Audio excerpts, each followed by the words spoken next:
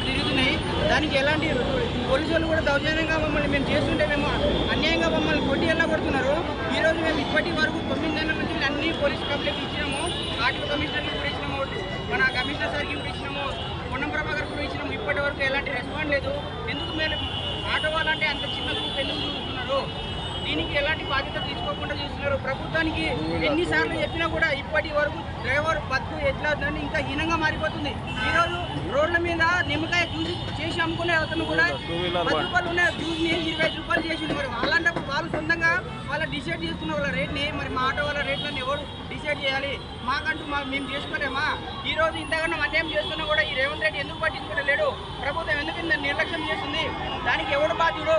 ఈరోజు ప్రతి ఒక్క డ్రైవర్ బాధపడుతున్నాడు. ఎందుకు బాధపడుతున్నాడు? బయట నుంచి ఆటోలు వచ్చి ఇక్కడ నడిపిస్తున్నారు. మా ఆటో రేట్ వచ్చేసి 5,50,000. ఈరోజు వాళ్ళకి చూసుకుంటే 2,50,000. మేము మా దగ్గర ఇన్సూరెన్స్, పొల్యూషన్, మీటర్ సీల్ లేకుండా కూడా మా ఆటో అనేది అప్లోడ్ చేయరు. ఎందుకు నిర్లక్ష్యం చేస్తున్నారు? దానికి ప్రతి ఒక్కరు బాధ్యత ఉన్నాయి. గవర్నమెంటే బాధ్యత వహించాలి. దానికి ఎవరు రెస్పాండ్ కాకపోతే మేము నెక్స్ట్ ఇంకొక 2-3 డేస్లో రోడ్ల మీద ఆటోలను కాలబెట్టడానికి మేము పెట్రోల్ వేసి ట్రావెలింగ్ కూడా రెడీ అవుతామన్నా. ఈ రోజు చూసుకున్నట్టే 2 రోజుల్లో ఆర్టీసీ డ్రైవర్లు ధర్నా చేస్తే ఒక డ్రైవర్ చనిపోయిన నర్సంపేట జిల్లా వరంగల్. ఆయన చనిపోతే 2 రోజులనే రియాక్షన్ తీసుకున్నారు. మరి ఆటో డ్రైవర్ చనిపోవాలని చూస్తున్నారా? ఎంతమంది మరి చావని కంటే మేము 100 మంది చేస్తాము. అప్పుడు మీరు రెస్పాండ్ అవుతారంటే దానికి చెప్పండి, మేము చావని కూడా రెడీ.